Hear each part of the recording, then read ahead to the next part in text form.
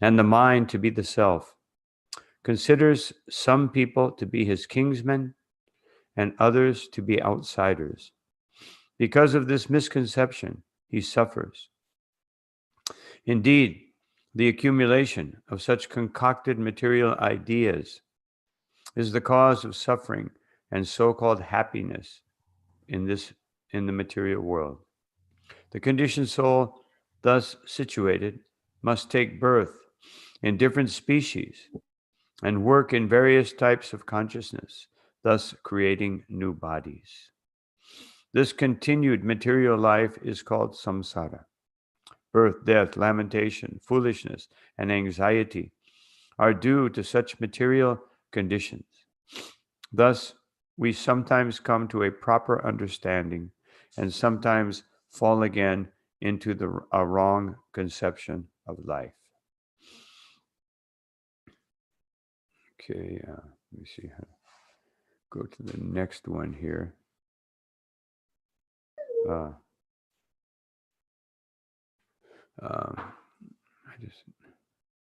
just trying to. Oh, here we go. Okay.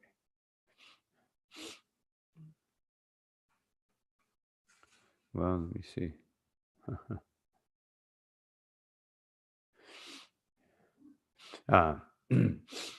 I'll read the next text, text 27. In this regard, an example is given from an old history. This involves a discourse between Yamaraj and the friends of a dead person. Please hear it attentively. Purport. The words itihasam puratamam mean an old history. The Puranas are not chronologically recorded, but the incidents mentioned in the Puranas are actual histories of bygone ages. Srimad Bhagavatam is the Mahapurana and the essence of all Puranas. The Mayavad scholars do not accept the Puranas, but Srila Madhvacharya and all other authorities accept them as the authoritative histories of the world.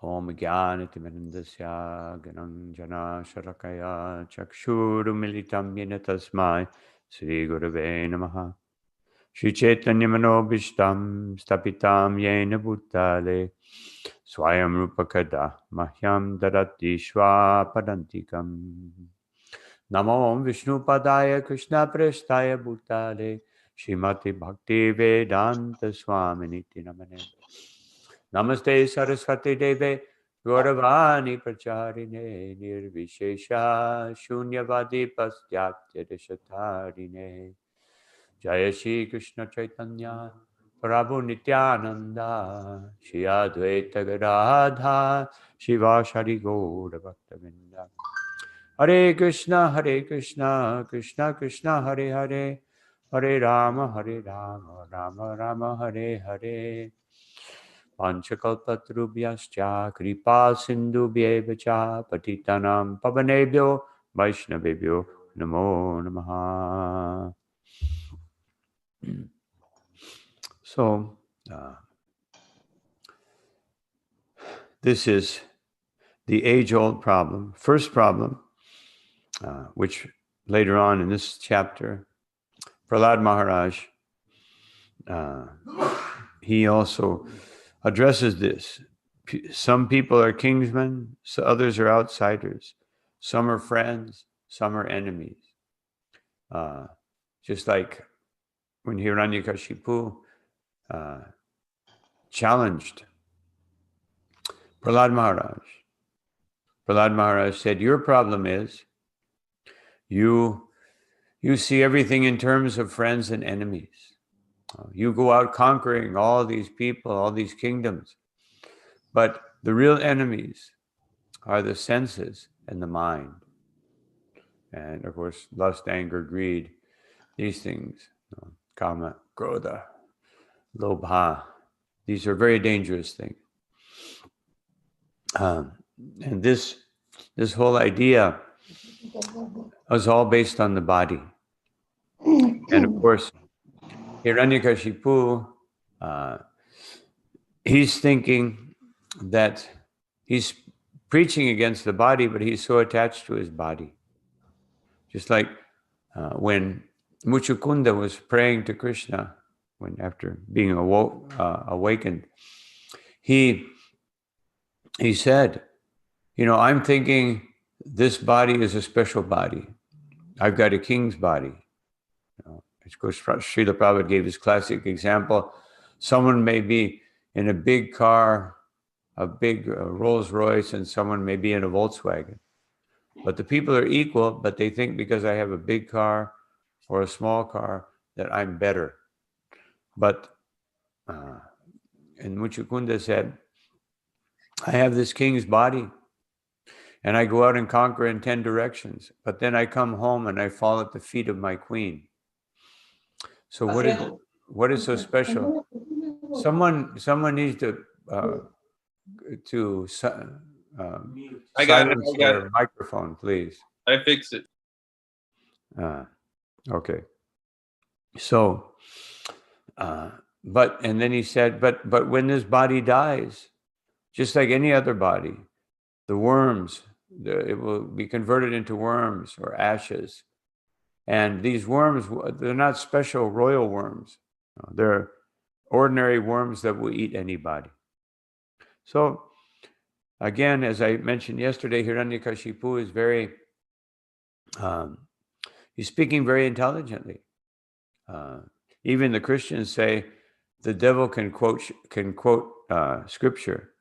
So he's giving this wonderful information. Yesterday I was mentioning that although philosophers may be very, very expert, very adept at explaining philosophy and analyzing all the problems of the world, they rarely have any solution. They're simply analyzing problems. Just like someone may turn on the news, BBC or CNN or whatever, and you get a barrage of problems, difficulties, but no solution. Political parties, just like just a few days ago, there was the election for the president of the United States. Everybody's criticizing and so many problems and promising they'll fix it. But the real problems, as Prabhupada said again and again, birth, death, old age, and disease. So, and then we see the real problem. The real problem in the next verse, the one that had the purport. The problem is that they don't understand where the solutions are. And Srila Prabhupada in his purport, he speaks about itihasam puratamam, that the Puranas, and especially the Mahapurana, Srimad Bhagavatam, is giving the real solution. And the solution is there in the very beginning of the Srimad Bhagavatam, that Satyam Param Dhimahi. We must meditate on the Supreme Personality of Godhead. And what state of mind do we need to do that meditation? Paramo nimatsaranam satam. We should try to elevate ourselves to the platform of Paramahansa, otherwise to the platform of pure consciousness, pure devotional service. And also, in Nirmatsaranam, we should be free from envy. Just like in the beginning of the 9th chapter of Bhagavad Gita, Krishna says that the solution, pravadant yanasuyave, that Arjuna, you have to be free from envy. And because you're free from envy, I can reveal idam tatte guyatamam. I can reveal this guyatamam, this most secret, this most confidential, transcendental knowledge to you. But as Srila Prabhupada says here in the purport, that Mayavad Mayavad sannyasis or Mayavad scholars, they don't accept these Puranas. They don't accept, even there's one group, Arya Samaj in India, they don't accept anything except the 4 Vedas. But they have no ability to put the 4 Vedas into practice. Just like when I was in South India, I wanted to go into certain temples, especially Guru Prasad temple, and I had to go to the Arya Samaj and get certified that I was a Hindu so that I could go into the temple. And all they did was ask me, do you believe in the Vedas? Yes, I believe in the Vedas. Okay. Gave me a stamp. I gave them 200 rupees and went into the temple. So this is this misunderstanding, and especially the Bhagavatam. The Bhagavatam is the natural and complete commentary on Vedanta Sutra. Vedanta Sutra was so important that, the Smarta Brahmins and different groups were challenging the Gaudiya Sampradaya coming from Chaitanya Mahaprabhu, that you don't have a commentary on Vedanta, and therefore you're not authorized. An authorized Sampradaya must have a commentary on Vedanta. And so they elected Vishwanath Chakravarti Thakur. And Vishwanath Chakravarti Thakur, by that time in his life, he was absorbed in what we see in his commentaries on Srimad Bhagavatam, especially the 10th canto, and different writings. And many of his writings were lost. He had a whole volume of writings which were hidden, and they were never found again. So he wasn't in the mood to do a commentary on Vedanta. So he called Baladev Vidyabhushan and he said, you do this.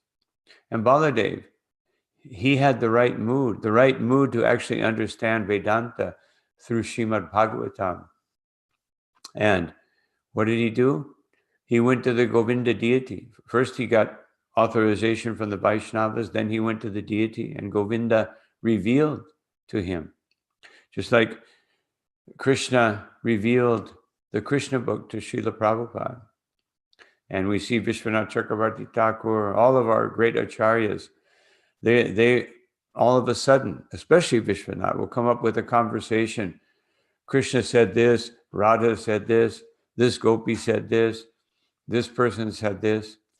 Otherwise, not only because they are part of Mahansas and because they are free from envy, they can actually perceive in the spiritual world. But these Mayavadis, Mayavad scholars, they can never accept. Just like Chaitanya Mahaprabhu, when he went to Varanasi, he was there and he was instructing Sanatana Goswami. And after he was there for some time. And after he finished instructing him, Tapana Mishra and Chandrasekhar, they came to him and they said, they were Brahmins. They were actually very learned. But they said these Mayavad sannyasis, they were very, very criticizing Lord Chaitanya, that he's performing Sankirtan, dancing and chanting, and this is not what sannyasis are supposed to do. That sannyasis are supposed to study Vedanta. And they couldn't, on the one hand, they couldn't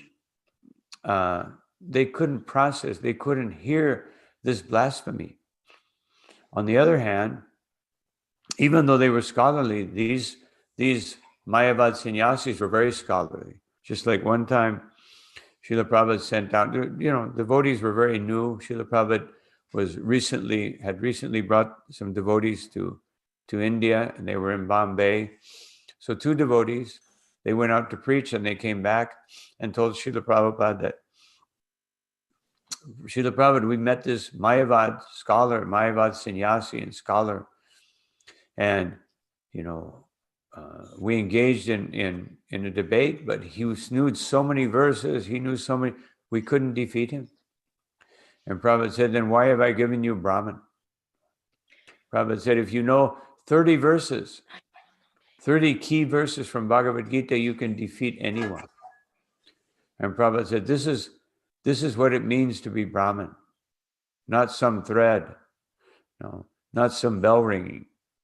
Sometimes we think that second initiation is just to go and worship the deity. Certainly it's required. And even Jiva Goswami and Sanatana Goswami comment. There's one section in Madhya Lila, chapter 15 of Chaitanya Charitamrita, where Satyaraj Khan is asking Lord Chaitanya, how does someone like me, like him, fathom, make spiritual advancement when household life is very entangling? And Lord Chaitanya says that one should serve the Vaishnavas and one should chant constantly the holy name. And then Satyaraj Khan asks, who is a Vaishnava? And Lord Chaitanya, he gives 3 answers in 3 consecutive years. The first year he says, someone who chants the holy name once is a Vaishnava, meaning a Kanishtadikari, who somehow or another is able to chant offenselessly and develop full faith in the Lord, but doesn't have faith in others. And then the next year, the same question was asked. And Lord Chaitanya said, one who's always chanting the holy name, the Madhyamadikari. And then the next year, he was asked again, and he said, the Vaishnava is someone upon whom you see you want to chant the holy name, the Uttamadikari. So, but in that conversation, the first one, Lord Chaitanya said, not only to chant the holy name purely, nothing is necessary, not even initiation, not even purascharya, not even the preparatory activities for initiation.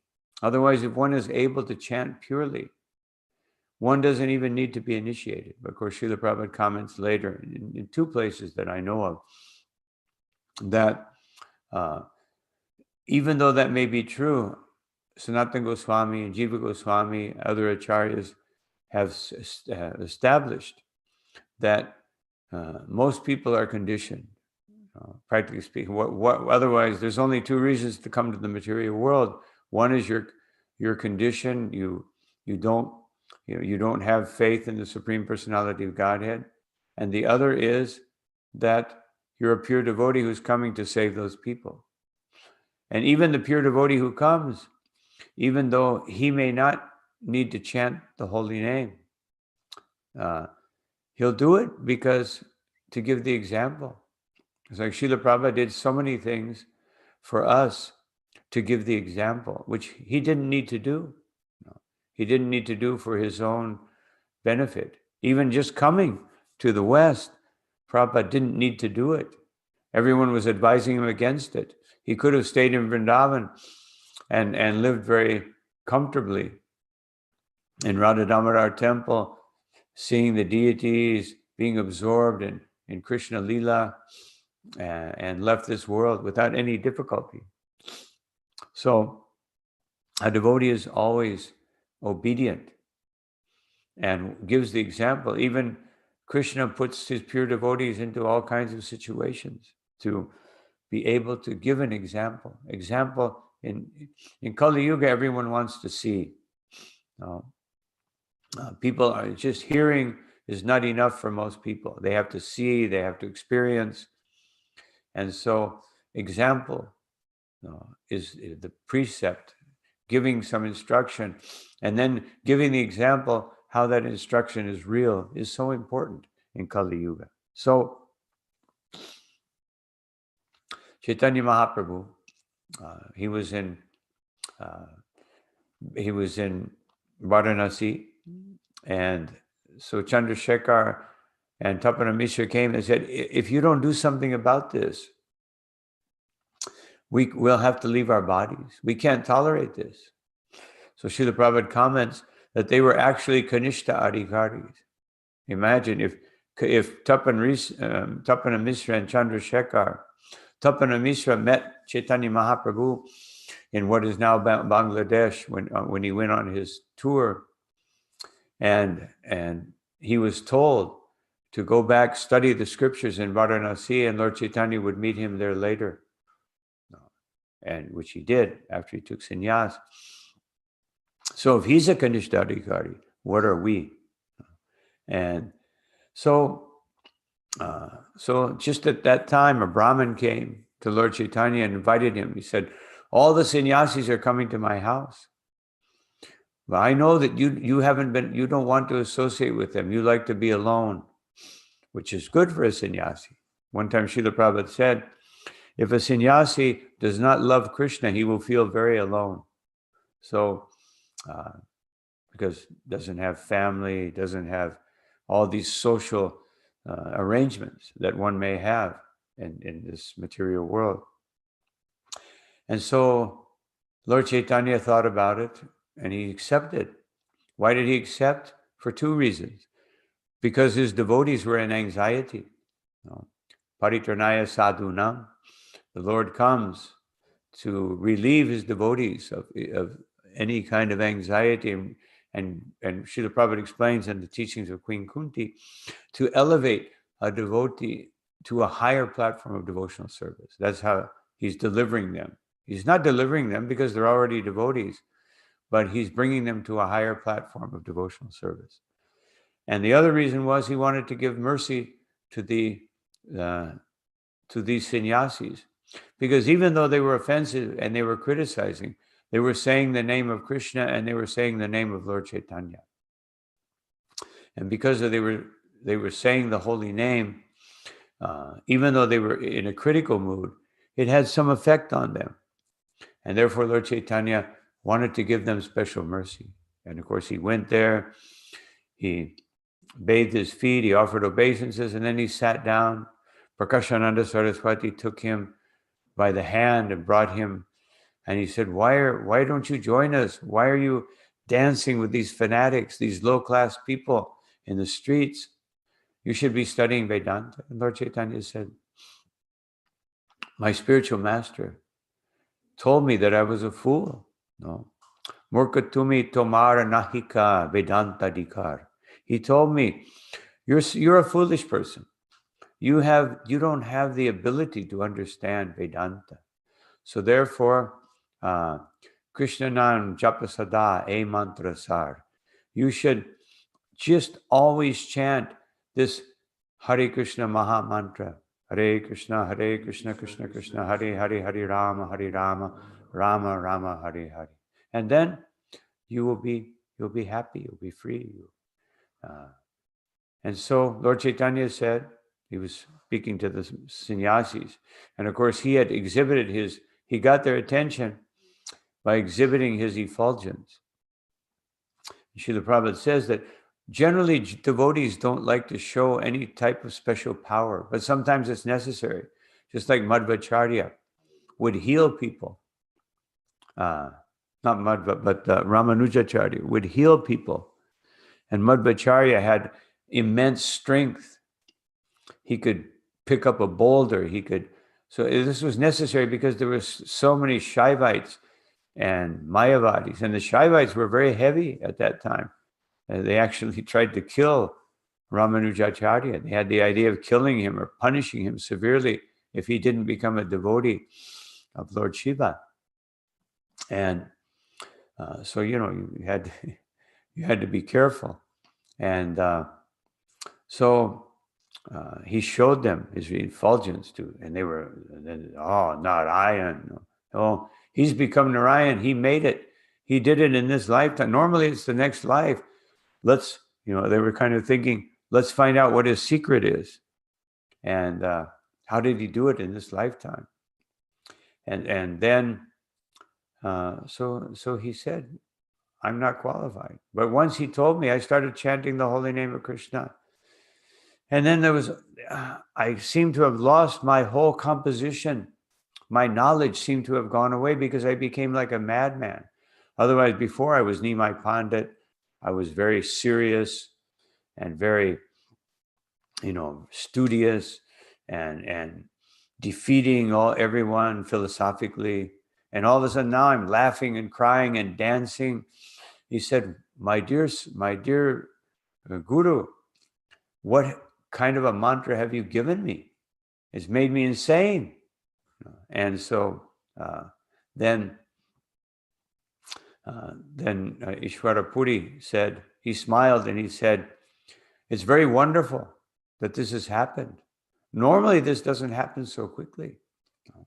And because what you've received is beyond the goal that everyone, of course, he was definitely indicating the Mayavad sannyasis when he spoke this.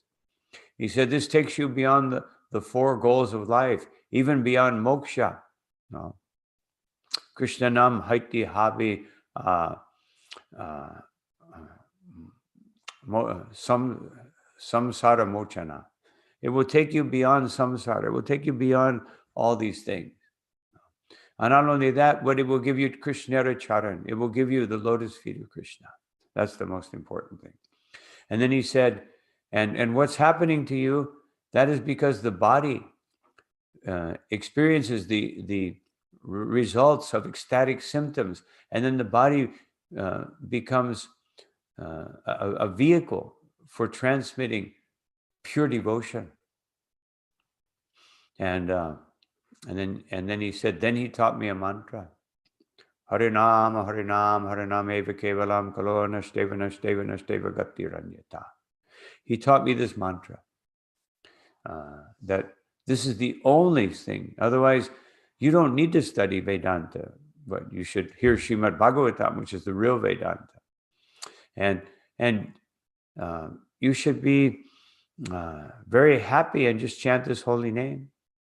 And then Lord Chaitanya said, then he spoke one verse from the Srimad Bhagavatam, and he told me that this verse is the essence of the whole Srimad Bhagavatam. Evam pratasva priyanamakyutya. That when one makes the holy name of the Lord very dear to one's heart, the most important thing, and jatanurago duta chitta uchchai, or duta chitta, that one's heart becomes softened, and one begins to experience raga, or spontaneous attraction, and uchchai, asat yato roditi rauti hasati, or that one begins to smile, one feels spiritual agitation in the mind, one begins to laugh. Then unmanavan riyati lokabahya, and one begins to dance and chant in ecstasy, not caring for the opinions of others. He taught me this verse, he said. And then he told me, you should go and do this Harinam Sankirtan, chant, dance, and teach others about Krishna. That will be very beneficial for them. And so Lord Chaitanya said, and then at the very end of that speech, he said, because the happiness that all of you are experiencing, now he quoted from the Hari Bhakti Shuddhodaya, he said, this happiness, no, Twak Sakshat Karanha Ladha, there is an ocean of transcendental bliss, Vishuddhabdha Sitasya Me. And when one is situated in that pure devotion, then Sukha and He Goshpadhayante, then the happiness that Brahman, the happiness you get from Brahman or Brahmani, is just like the water in the footprint of a calf. And therefore, my dear Lord, this bliss that you have given me of Krishna consciousness is the most wonderful thing. That verse was also spoken by Sri Haridas Thakur when he was being challenged by a Mayavadi.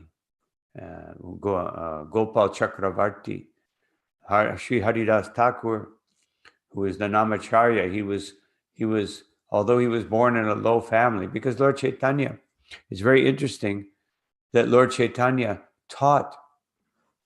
He gave his greatest responsibilities to those who were not in a Brahminical position.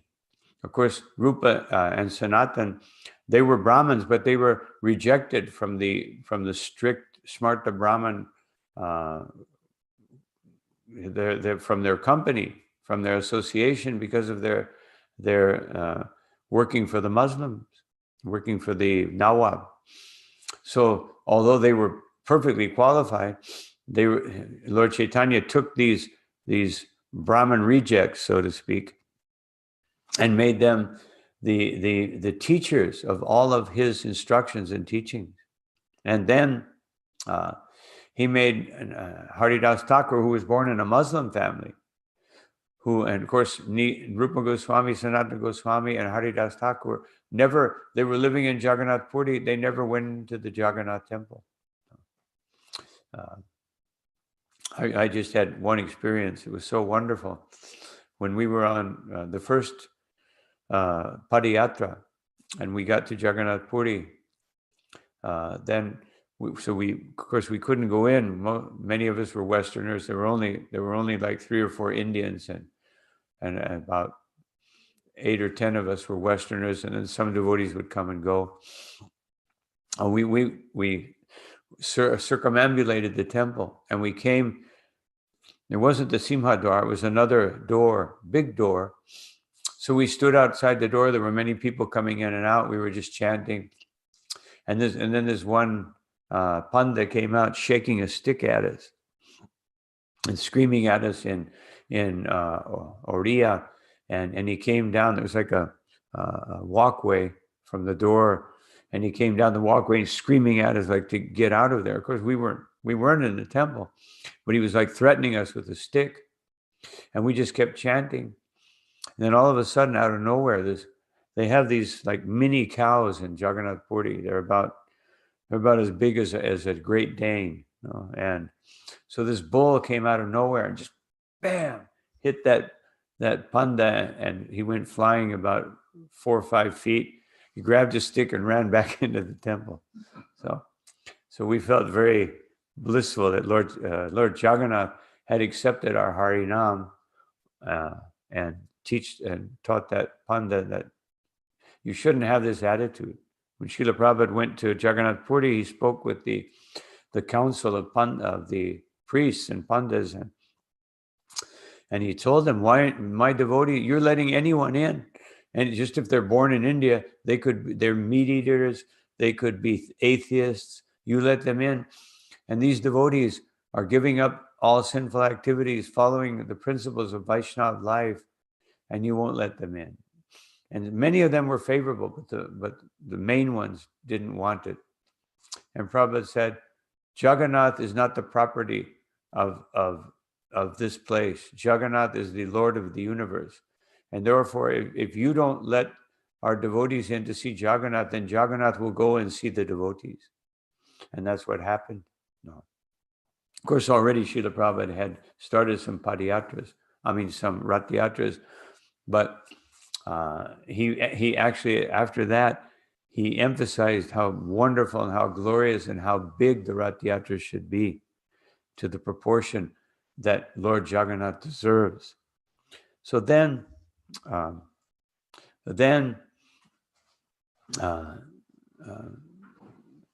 anyway, and so Haridas Thakur,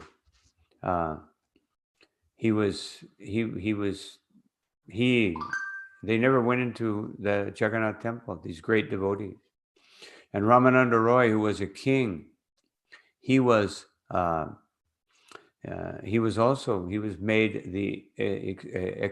the exposition of the most intimate understanding of Radha and Krishna. So this is Lord Chaitanya's gift. Someone has their microphone, please. So anyway, the point is that Lord Chaitanya, that Haridas Thakur came to speak to in the house of Raghunath Das Goswami, who was still not, at that time was not Raghunath Das Goswami, and he was preaching the glories of the holy name. And then this Gopal Chakravarti challenged him when he said that the holy name, that even giving liberation is not the purpose. The purpose is to develop love of God. And this Brahmin challenged him. What do you mean it takes thousands of lifetimes to come to the point of liberation? You're saying just by chance, I will cut off your nose for making such a false statement. And Haridas Thakur said, that's all right. If I can't prove it to you, I'll cut off my own nose. And he defeated him by speaking this verse that Brahmanyapi Jagat Guru, oh my Lord, the ocean of transcendental bliss is so great that all this Vedic understanding and even liberation is just like water in the footprint of a calf. And then, of course, Raghunath's father and uncle kicked him out, and he got leprosy. And in 3 days, his fingers fell off, his nose fell off, and he was defeated.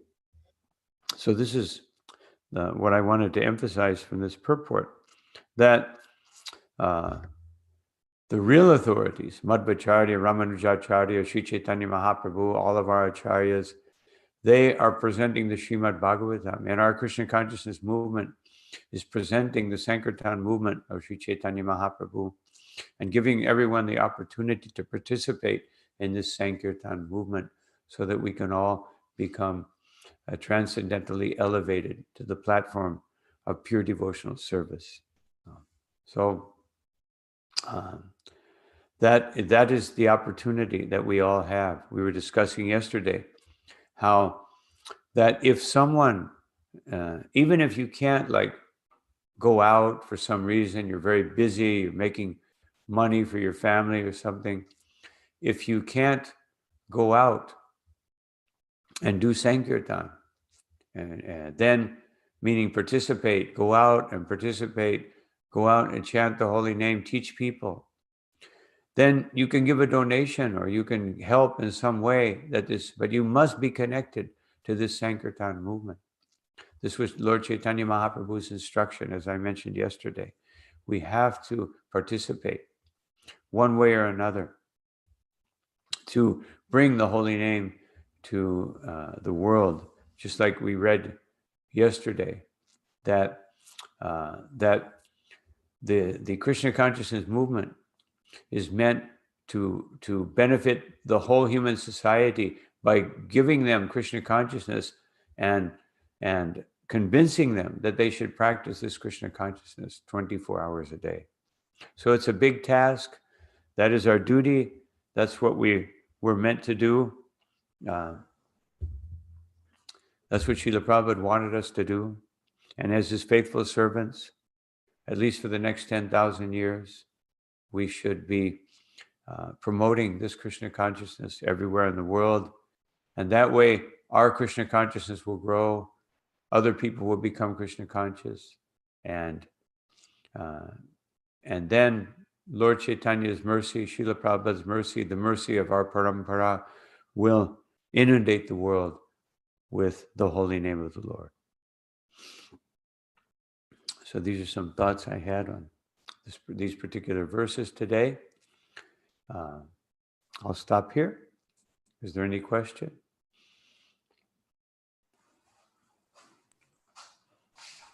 I have a quick comment question. I mean, a lot of times we assume or we believe that it's in line with our philosophy. We have to be humble to receive Krishna consciousness, but in order to give it, we kind of overlook that mark. We have to be very tolerant in so many different situations. And of course, Sankirtan book distribution helps bring this out even more in order to give it to others. Last night I was up till 11 o'clock just hearing somebody out. It's not the easiest thing in the world. And you've given us that example. Srila Prabhupada's given us that example. So I was wondering, if you could elaborate more on humility when preaching, being put in so many different, awkward, difficult situations for the betterment of other people, and how to balance that, how to know when we're not just losing out on energy to somebody, or and understanding if we're actually giving something, that point of reciprocation. How can we judge that point of reciprocation with an individual so we don't just get sucked dry and left with nothing in the end, you know? Well, there's Humility when giving. That's how you know. If you feel more enlivened, if you don't become disturbed, as Krishna says again and again in Bhagavad Gita, that we should not be disturbed by happiness or distress. No, it's easy. It's easy not to be. It seems to be easy not to be disturbed by happiness, material happiness, but actually, material happiness can be the most disturbing thing, because by being disturbed or by being affected by material happiness, we become disturbed by material distress. So that is the way you know. If after preaching or after making an effort to spread Krishna consciousness, one should feel more enlivened. If there's actual humility and there's actual tolerance, these two things go together. You can't really have humility if you're not tolerant. You can't have compassion. As Lord Kumpila says, titikshasva karunika, that you can't really have compassion unless you have tolerance. And so if those things are present, then you will never feel drained. You won't become angry. The only reason you'll become angry if someone blasphemes Krishna or if someone blasphemes a Vaishnava, then you become angry. You're not angry because of your false ego, but if your false ego becomes affected, if your pride, if your absorption in your own intelligence, or your mental condition or your physical condition becomes disturbed in the context of your service, then it means that your humility is not so great. Humility doesn't mean non-performance. Humility, just like Arjuna, he was very humble, and he humbly killed hundreds of thousands of soldiers. Very humbly killed them, because his humility was to do what Krishna wanted to do. And that is humility. Do what Krishna wants to do, not what I want to do. And the tolerance is that I will accept whatever condition is necessary to perform that activity for Krishna.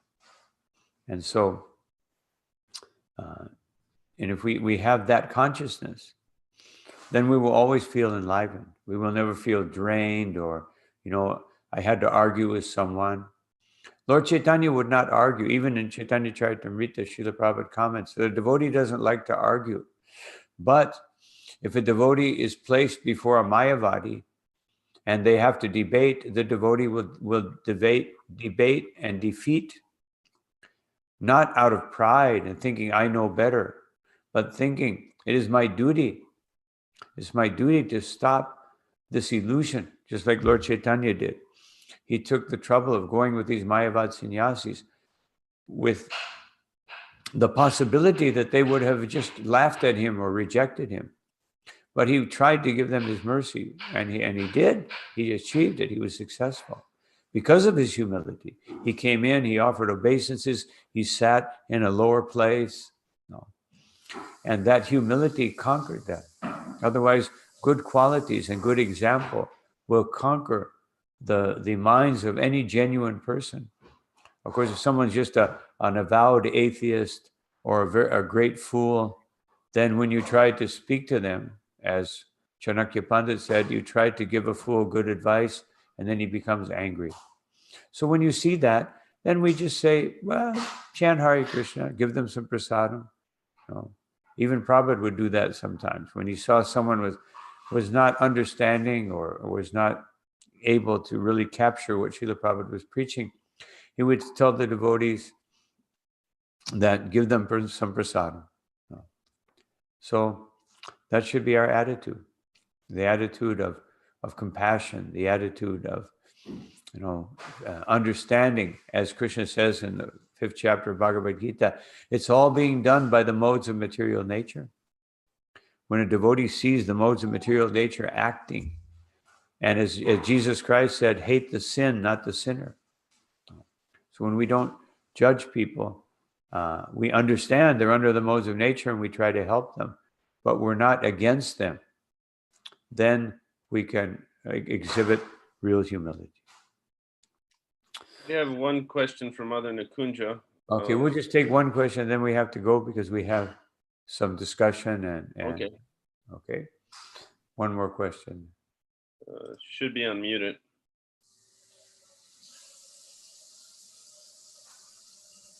Can you unmute yourself? Okay, yeah, I can. Okay, please accept my humble obeisance to my Guru Maharaj. I'll go to Srila Prabhupada. I can say my question in Spanish because for me it's more comfortable. Sure. Go ahead. Okay. Guru Maharaj, usted habló acerca de la etapa de Madhyama Adhikari, ¿no? Y cómo, bueno, sabemos, he escuchado que la etapa de Kanista Adhikari es una etapa muy larga.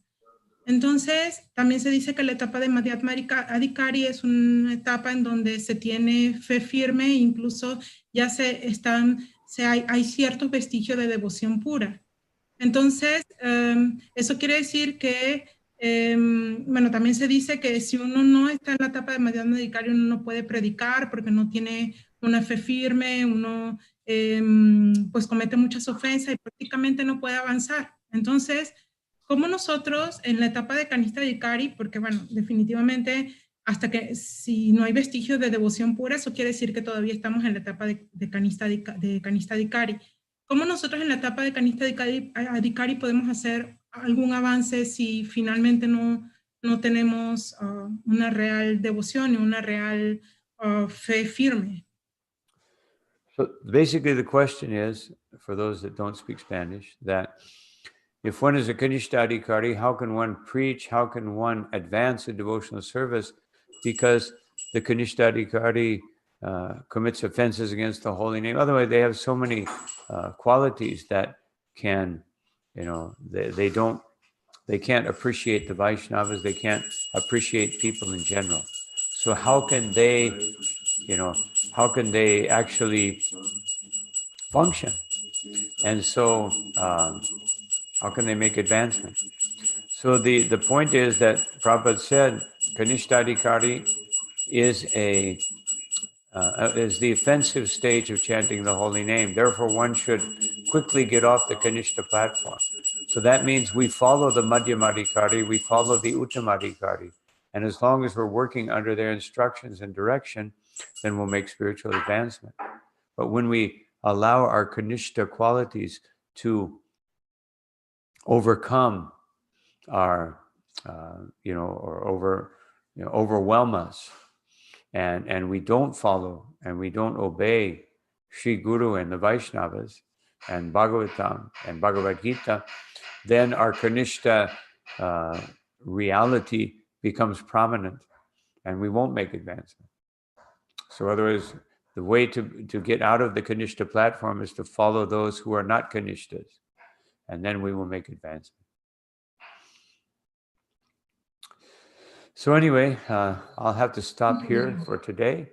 And I want to thank you all very much for your kind attention and for your constant dedication to your Krishna consciousness. And please, especially those who are in the audience here, please come and attend these classes and these opportunities to hear about Krishna, and then we will all be able to advance and come to the platform of pure devotional service.